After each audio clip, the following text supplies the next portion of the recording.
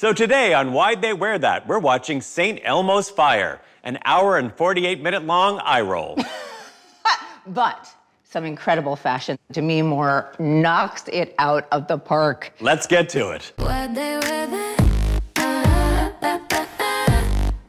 This was a seminal 80s movie, right? Oh my God, big time. This movie changed the course of my life, but we don't have to get into that right now, but we will, don't worry. Oh, we will, yeah. We will. Just could I say, yes, I wore a vintage Demi Couture top from Ally Sheedy, all, beaded by hand, blah, blah, blah. And I wore it because I was so inspired by all the bling that Demi wears. I mean, I love the fact that your socks match your skirt. Very thank cute. You. It's all Swissed up. And I wore a big Swiss dot skirt because I also felt like that was very 80s, poofy, big shoulder pads, you see? Yes.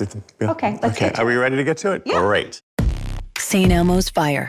Top 5 looks and 3 cringiest moments. All right, so we're doing this in 2 separate countdowns. First of all, we're going to count down our top 5 favorite looks from the movie, okay? 3 of which are worn by Jules. Yes. And then we're going to do our 3 cringiest moments. Which is essentially the whole movie. It's my whole life. I'm like, cringe is my way. Why are you taking my picture? Because it's kind of cringy. Oh my God. All right, okay. let's go. I want my snacks close to me, despite the fact that your skirt is taking up all the bed. Well, she can move a little bit. Okay. Look number 5. Number 5 Back on to our the past. top 5 list. Yes, number 5. I Number love that 5. we're going from 5 to 1. Yeah, we're going from 5 to 1. It's a countdown. Okay, let's talk. Merwinium, Ally Sheedy, and Demi Moore. I mean, talk about Madonna whore. If you can only think of women in 2 ways, Madonna whore is definitely this one. For real. So just so we're clear, it's the Jules look that is our top 5 look in this entire movie. So I think this look is kind of amazing. It is just, all right, let's just break it down. Break it down, Okay. barrette. She's got a pink, shiny barrette with rhinestone detail. It might be combs, actually. Oh, they're combs. They're were so big in the 80s. Yes, that's how she's got that poof in the front. That's right. She's got these great big... And some dippity-doo. Yeah, some pink drop earrings with a pearl underneath. Then there's like this choker necklace, a multi-strand choker. I mean, this is 80s jewelry style to a T. Mm-hmm. Big, bright, shiny, glitzy, like over the top. Yes, and the bracelets match the earrings. That was a thing back in the day. There's a lot of matchy. Agreed. I don't know if anybody's gonna remember this, but I grew up in New York City, and there was a store called Elang, and all they had was rhinestone jewelry that looked exactly like that, and they had it on a wall in a color like gradient, all the pinks, reds, blues. It was stunning. And if you didn't have jewelry from Elang, well, I mean, I don't know who you were. I did not go there. No, you weren't in the city. Right. You would have had some had you not been in Port Jack. No, I didn't do a lot of accessorizing back in the 80s. But I did love Madonna, and this hot pink bodice is very, sort of very Madonna. Madonna's Material Girl bodice, I don't think, had this sort of ruching to it. It's a beautiful silhouette for her. I mean, it's so funny to see these actors so young. I mean, I remember thinking they were so grown up. Right? They're this playing movie- 22-year-olds. Isn't that crazy? They probably are about 22 years old here. Let's not forget also, Demi has this great mink stole. Yeah, I mean, she does a lot of fur. There's a lot of fur in this movie, so if you don't like fur, trigger warning on that. Exactly. I just want to say that in comparison, Wendy is wearing pale pink, which here I think really visually represents the fact that she is more tame, right? Oh, she's not as vibrant. They Even make though- it clear she's the virgin. Exactly. She's wearing the floral Peter Pan collar. I mean, it just couldn't be more blatant. Virginal. The virgins have to wear baby aspirin pink. Look number 4. Okay, so look number 4 on our countdown is Leslie Hunter, played by Ally Sheedy. I love this And one. here they are at a soup kitchen. That's Ally Sheedy on the left, in case you don't know. And she's doing menswear, women's way. You can't swing a dead cat in New York City right now without finding a woman in a tie doing the menswear thing. But I do love the fact that this tie feels a little bit bigger, almost like, you ask Scotty. Yeah. And that it's got the double pearls, right? I love when people put necklaces over ties, brooches on ties, something that gives gives it a little bit more punch and a little bit more dimension.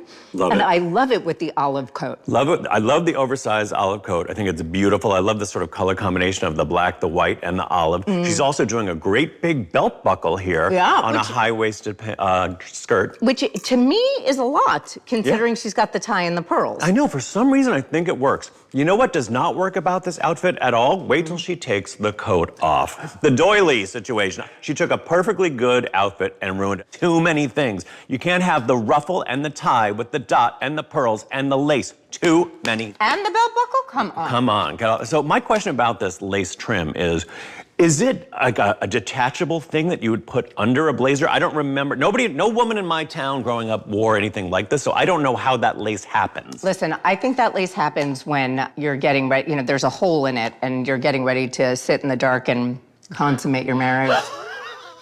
I think it's like the trim that you would have around the sheet with the hole in it. Yeah. With the hole in it. Yeah, okay, gotcha. That's the only thing I can think of. I don't remember seeing this as an accessory. I don't remember, lace was huge in the 80s. Lace was huge. But I don't remember this. I don't remember the doily. I remember gunny sacks. Yeah. I remember you had lace on some of those, but it was a trim. It wasn't a collar or. It's almost like a dickie for your lapel. Who needs a lapel dickie? All right, so without the lace trim, it is look number 4 in this movie. What do we say? Yeah, but with the lace trim, it's like 4 out of 5 rhinestones. 4 out of 5 rhinestones. Okay, let's talk about this movie. And when you first saw it, and I first saw it, the first time it came out of movie theaters in 1985, that How puts old me were at we? 16. So we were about 16 years old. I'm a little older than you, so we're 16. I feel like I've had a lot to say about this movie because it really did affect my life. Right? How did it affect your life? So I remember when I saw it, I was 16 years old, and these kids are all 22, fresh out of college. It starts with their college graduation from Georgetown. Thank you. Okay.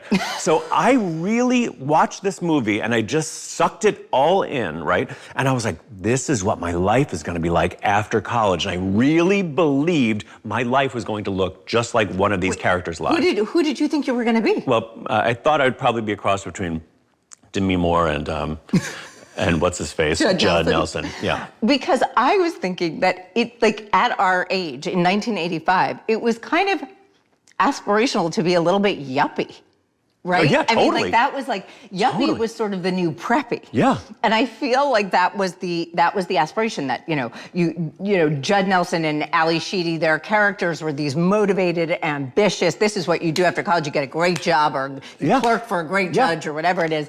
And there was something about that aspiration in the 80s that felt so tangible. So tangible. But it was like these kinds of movies are it's like they were social media. So I was really influenced by this movie. And so I haven't watched it since 1985. So I rewatched it for us. You've never seen it? I've never seen it again. Oh, I think. Well, let me tell you, this movie fucking sucks. I mean, the dialogue is a little dumb. No, I'm not even that. It is problematic. It is racist. It is homophobic. It is misogynistic. Exactly. It's full of toxic masculinity. As I'm watching this, I'm taking notes. Listen to the men in this movie. Kirby is a psycho stalker. Yes, he Alec is. is a philanderer and a liar. Yes, he is. Billy is a loser who doesn't know the meaning of the word no. That is true. So popular in the 80s to have like a rapey scene. And Kevin is just a whiny little bitch. She's a whiny little bitch who's so in love. Listen, down with the patriarchy. 1. 2, I mean, all of the men in this movie are problematic. All of them. You gotta wonder why. It's like you look at these 80s movies and these 90s movies, what we did to people, the way we treated people. So if you are going to watch this movie because you're curious about what we're talking about, watch it only as a historical document. Exactly. Yeah. I think that's absolutely right. And for this style, because 80s is coming back, and you are gonna see, A, a lot of big skirts, B, vintage is everything, right? I mean, if you want to buy something secondhand, this is the way to do it. Either find a movie that inspires you by that fashion and then start to search for those things online or on apps. You can get something like this at, Vestiaire Collective. The idea being that you can take what you want in terms of the style of these movies, not the philosophy of them. Yeah, right. At Why'd They Wear That, we love a look. And if you want to recreate some of these looks, you don't actually need to buy anything new. Exactly. Vestiaire Collective is the most trusted place to shop pre-loved luxury, so you can find incredible pieces without contributing to overproduction. It's curated, authenticated, and full of things you won't find anywhere else. It's just a smarter way to shop. Vestiaire Collective. Think first, buy second. Look number 3. All right, moving on. Look number 3 in our countdown of the top 5 looks in this movie. Jules doing blow with Arabs. Now, wait a second. Is this the same top that she was wearing in the other scene with Mare, but now she's wearing it on a different night, we can finally see it? Oh, shit. Maybe it is. I love the fact that she is not without an accessory ever. I gotta tell you, when I saw her in 1985 wearing this multi-strand pearl necklace with the pearls draped down her back, I was mesmerized. I just thought like, oh, that is glamour. I'm so sad that we didn't know each other when we were young, because this is the stuff we would have vibed out on then. Yeah. So beautiful. I love that she's doing this sort of disc clip-on earring. She's got her hair up nice and high. And the gloves that she's wearing, these black gloves, makes everything. Oh, look at the earring. It's actually, I think it's an orchid. Is it? Looks like it looks like a flower, It looks like a flower. definitely. Yeah, it might be an orchid clip-on. Love it. Look at that necklace on her. Look at that neckline. Look at the makeup. The makeup is full-on 1985 with this sort of purple eyeshadow, the strong blush. And looking back, this was not the right hair color. Oh, you don't think? I feel like this was way too yellow a blonde to put in her hair. Really? I'm gonna disagree with you there. Well, maybe here it looks a little, I bet you when they filmed Brassy. Yes, when they filmed this scene, I think the color is washing out a little bit because there are other scenes when it looks a little bit richer. Are you making excuses for Demi? Is that what you're doing now? I can't be bothered with that. I mean, is she naturally dark hair? Yeah. Like really naturally dark hair? Like me. Like you, okay. It's a lot about Stacy in this episode today. Just kidding. You'll notice on the side of her. Oh, I'm sorry. We haven't had time for one of your humble brags. Which celebrity did you have lunch with last week? That's a really good question. You know what? I haven't met any of these people. Not yet. Not yet. Look number 2. Number 2. All right. I love this look so much.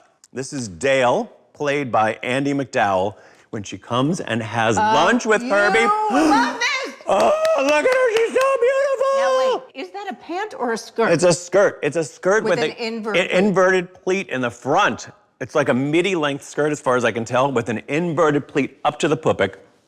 And look at this color palette. Now, this is neutrals done so perfectly for the 80s, which wasn't known for its neutrals, right? That's right. So you have, I guess you'd call it a skirt, maybe taupe. Yeah. And then she's got a White beautiful shirt. white silk blouse with a long scarf attachment to it. Could be a pussy bow, but she chose not She chose not to turn it into the pussy bow. And then she's doing it with a beautiful off-white cardigan. You know, we used to talk on What Not to Wear about how do you make an outfit interesting? Color, texture, pattern, and shine. There's really not much happening in this, right? There's no color. There's a little bit of texture, but not much. Really. No pattern and no shine, and yet it still works. Because you know what we didn't talk about on What Not to Wear? This idea of monochromatic dressing. And how really that's a 90s thing. You know, modern minimalism really came in because of, dare I say it, Carolyn Bessette. Yeah.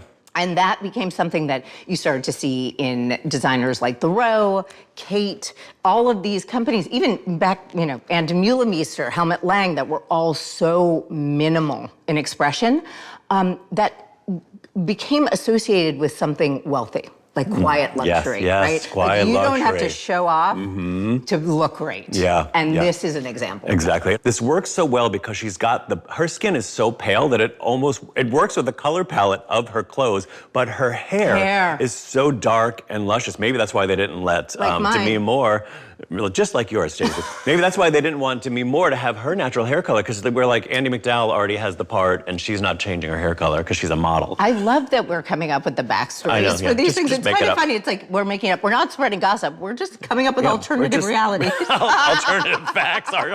Exactly. Oh, God. Now, look at Andy MacDowell's face. Back in the 80s, every woman was wearing so much makeup. She just has a little bit of lip gloss on. And her eyebrows aren't even perfect. Like that, they're natural. And I mean, her daughter is Margaret Qualley, and you can see right here that mother-daughter. I mean, the bone structure, the eyes, everything. Even her lips, her mouth, her teeth. Yeah, it's crazy, right? But it is crazy. I remember seeing her just being like, who is this goddess of a woman? She's just so gorgeous.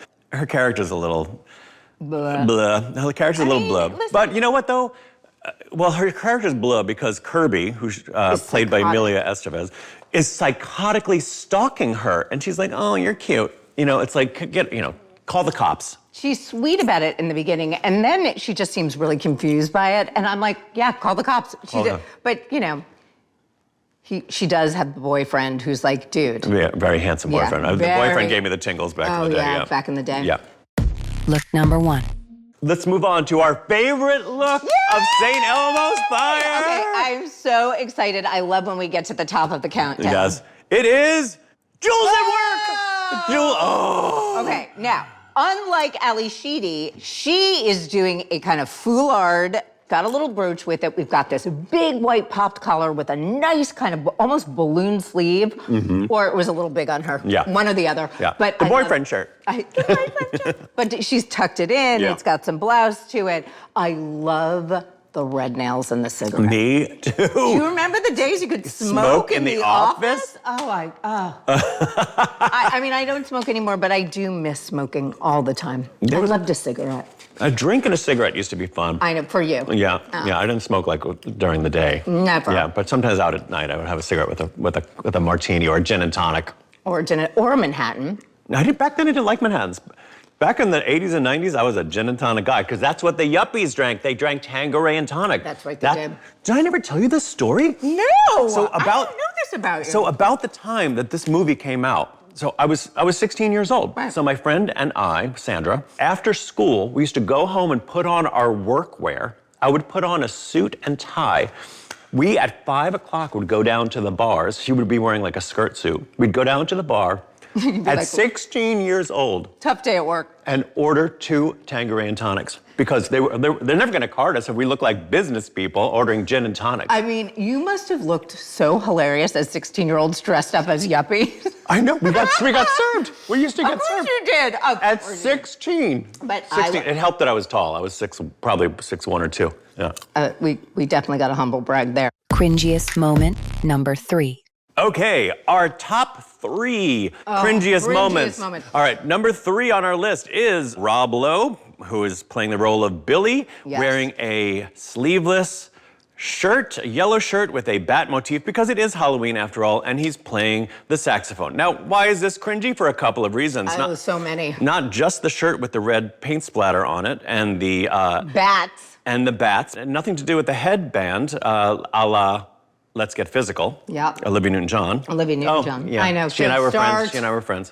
But the cringy part about this is he's got to wear this outfit, and he's obviously been sprayed down with some sort of glycerin solution to make his skin look all glistening. It's glycerin solution and not just water. Well, couple of things. He doesn't look like he knows how to play the saxophone at all. Could you have given Rob a lesson maybe on this? Just something, anything. I mean, also the way he throws it up while it's in his mouth and throws it down while it's in his mouth, and it just looks stupid. It looks stupid, and the boner that the director must have had for Rob Lowe, because he keeps on this shot. He stays on this shot for so long, right? It's like an eternity. It's like Joel Schumacher. Joel Schumacher loves Rob Lowe playing the saxophone. He stays on the shot for days, and it's like, kill me now, please. Cringiest moment number 2. Cringiest moment number 2 on our list. Okay, the scuba suit. I will tell you that when I saw this at the ripe old age of 16, apparently, this was so cringy for me. This hurt me so much. I never identified more. Let's explain what's happening, right? So Wendy, who is the virgin, is in love with Rob Lowe, who is not the virgin. Not a virgin at all. So she's been in love with him. They start making out because he's drunk, and then he finds her girdle. The scuba suit that she's wearing over wool tights. Ugh. I mean, first of all, that's cringe in and of itself. Second of all, how uncomfortable must she be? And I also don't think that we have given enough or appropriate thanks to Sarah Blakely for creating Spanx. Right.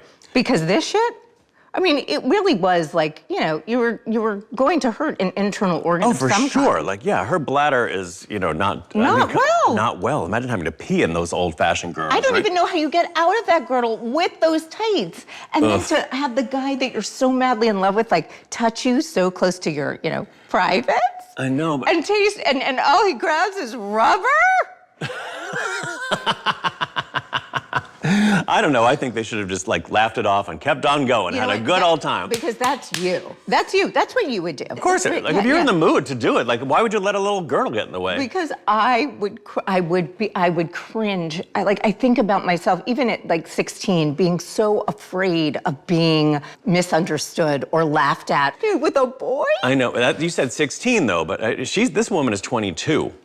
Yeah. She's 22 wearing some support garments. I mean, I don't know. I mean, I feel bad for her too. Her character obviously doesn't love her body. Right, right. It's a thing. So yes, I it's think cringy. I think you're right. I think that's what it is. It's knowing that her insecurities run so deep and she's with this guy that she likes so much. I mean, who hasn't been in that situation? Then add scuba suiting. Right. But just for the record, if a 22-year-old Rob Lowe ever wants to do it with you, just do it. Just do it. Okay. Doesn't matter what you're wearing. I won't wear a scuba suit. Cringiest moment number 1. And our top cringy moment in St. Elmo's Fire. This made me laugh. So yeah, it's so cringy that it's funny. It's so dramatic. Okay, the wind is blowing. So here we have Jules in her apartment, pink walls, baby blue curtains, just for the record. Yes. Everything has been taken away because she has no money. Everything was repoed. She's sitting there with all the windows open in a t-shirt, freezing, trying to unalive herself. Now, let's talk about how ridiculous that is. Yes. She's trying to unalive herself by hypothermia, which like literally nobody does. It's almost impossible to do, especially when they're in Washington, D.C. on a crisp day. Oh. Yeah, the friends go to check on Jules. They're all wearing light coats. Look at this. Jackets. I think we're supposed to think that hypothermia can happen faster because it's so windy. It's so, like crank up the fans. It doesn't look cold enough. It doesn't look cold enough. Oh, look, and then there's pale green in the hallway. And then red in the bedroom. Red in the bedroom. Now, before we get into this. Before we get into what? Rob Lowe's leg warmers. The reason I think they did that was to say that it's cold outside. He won't get hypothermia. Oh, so you think the leg warmers that Rob Lowe is wearing in this cringy-ass, awful scene with the worst dialogue ever written is they put him in leg warmers so that they would... It would indicate to us that it is actually cold outside, enough because now he works at a gas station, and so he's got to be outside, hence... Oh, my God. I mean, she's this drama queen. It's like she's 22. She's in credit card debt. She's doing a lot of blow, and she's screwing her boss. It's a normal Thursday. Yeah, get over it. I mean, come on. Big effing deal. Big effing deal. And what is it with that clown? What is it with that clown? You're 22 years old. I don't understand the clown. They didn't want to repo. Why do you have the clown in the first place? And why didn't the repo people take it away? Of course they didn't take it away. Who would want it? I'm not sure I love her. I just noticed for the first time her red shag carpeting. Not into it. Final thoughts. So for the fashion in this movie, yes, I'm going to give it 10 out of 10 dime bags. But for the script and the acting, I'm going to give it the one friend who lost the dime bag. Oh, wow. Yep. Wow. I mean, this movie sucks. I hate it. Don't watch it. Okay. I am going to say that for the fashion, I am going to give it 4 out of 5 scuba suits. And the movie in general, I'm going to give 1 out of 5 yuppies. I mean, listen, it doesn't really stand the test of time, but still, we can't just write it off. Right. Listen, this movie is problematic for lots of reasons, including bad dialogue and like a lot of problematic other situations. But it is part of our collective nostalgia, like of pop culture. There was a time when that movie like meant everything to me. It wasn't that I thought I wanted that straight out of college, but I always wanted a group of friends like that. I always wanted to feel like there was a group of us that could like, kind of conquer the world, together. have each other's backs. Yeah. And that was so important, especially seeing it at 16. It was sort of like squad, it was squad goals of the time. Squad goals. Yeah. Actually, what the modern day equivalent of St. Elmo's Fire is the 3rd season of Euphoria. Oh. Because all of these stars came out of this movie, and all of those stars came out of Euphoria. Shit. And they are kind of squad goals, even though one starts in high school and one starts right after college. But right now, they're out of college in Wow. Euphoria. And in 40 years from now, we're going to be talking about Euphoria right here on this bed. Asking Why they wear that? If the very specific 1985 energy of St. Elmo's Fire is calling to you, It's calling. It is absolutely calling. then check out Vestiaire Collective for pics inspired by the show. BestYearCollective.com. Think first, Buy buy second. Thanks for watching. Thanks to our sponsor, Vestiaire Collective. To see looks inspired by this episode, click on the link in the description.